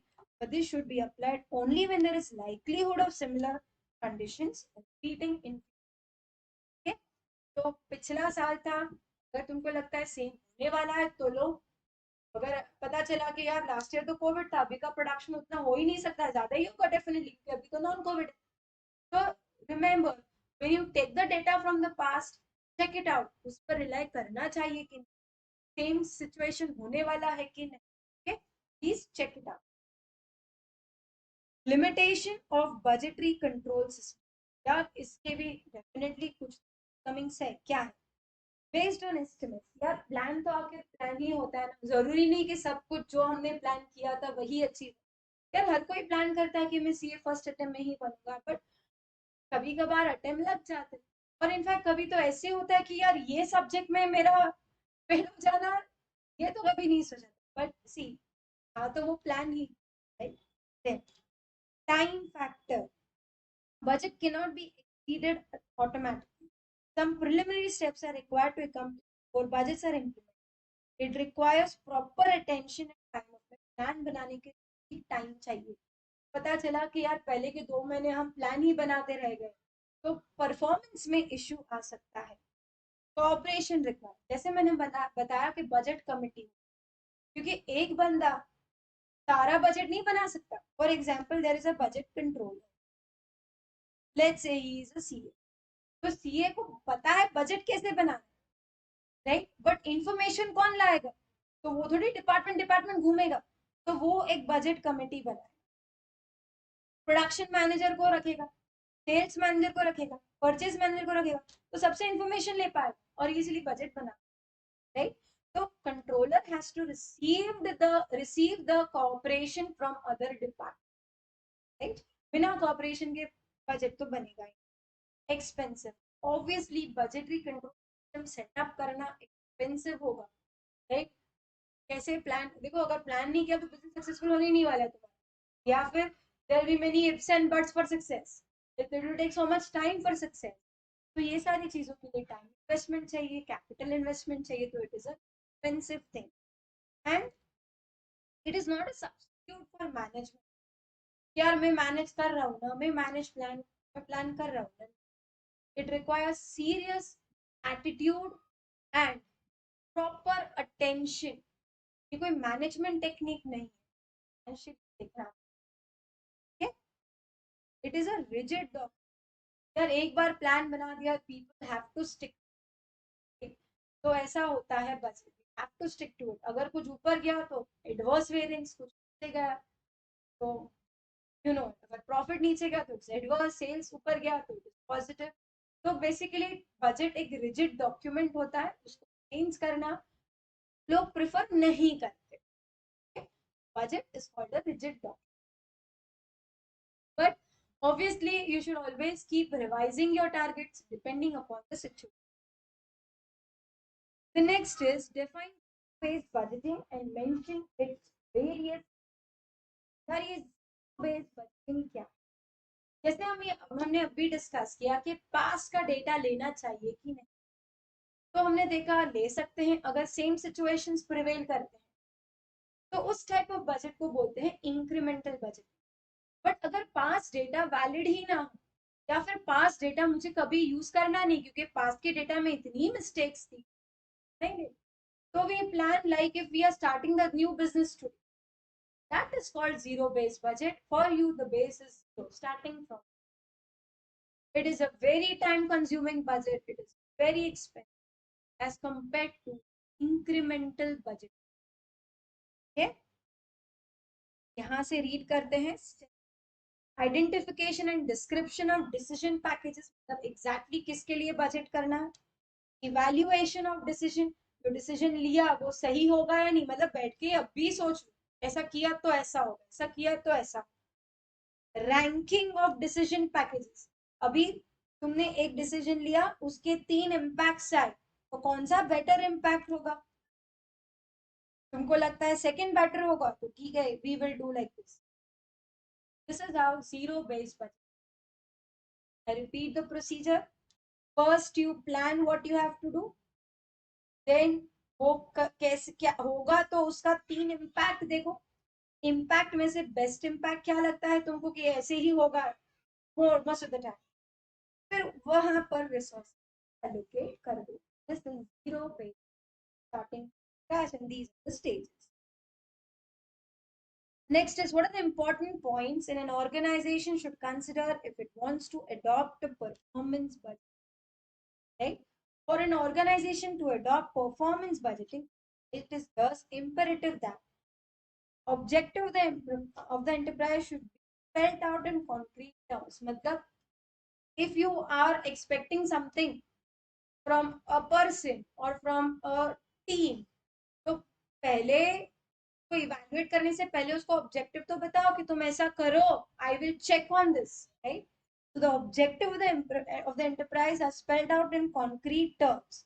Objectives are then transferred into specific functions. जैसे मैंने तुमको बोला कि I will check your marks, so you will work on getting marks. अब वो marks कैसे मिलना, कैसे मिलेगा? तो you classify कि हम ये पढ़ेंगे वो पढ़ेंगे, right?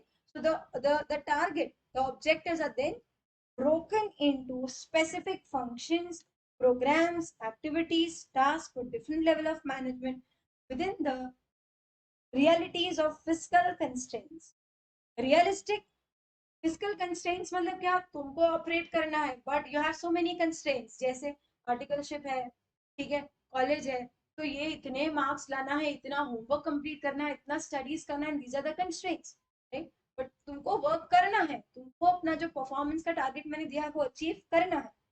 तो physical constraints are the hurdles that come for realistic and acceptable norms, yardstick standards, performance data should be called and expressed in quantifiable physical units. right? मैं तुमको बताऊंगी कि देखो ये सिचुएशन में भी एक स्टूडेंट ने 90 मार्क्स लाए थे, ठीक है, तो वो तुम्हारे लिए बेंचमार्क बन जाता है, वो तुम्हारे लिए यार्डस्टिक बन जाता है कि अगर उसको 90 मार्क्स आए तो भी आने, वो भी आर्टिकलशिप करता था, वो भी कॉलेज जाता था, राइट? तो same situation prevails, they can achieve, right? The style of management based on decentralized responsibility structure should be adopted. यानी सबको responsibilities बांटो, should not be for one person. Accounting and reporting should be developed to facilitate monitoring, analysis, and review of actual performance and the end performance को evaluate. यानी exactly अपने objectives को dictate करो, ठीक है, और वो बंदा फिर अपना जुगाड़ लगाएगा क्या करना है, कैसे करना है, को evaluate. These are the sides of. So friends, with this we end the important theory questions. These theory questions will appear in your question. These are the most important questions. I do not mean that यही सारे questions है. No, there are more questions apart from this, which you must do it from practice manual only after you complete these. Okay, hope you had a nice time with this video, right? If you need anything else, please write in the comment box, right? I am glad to know what else you need. Thank you so much.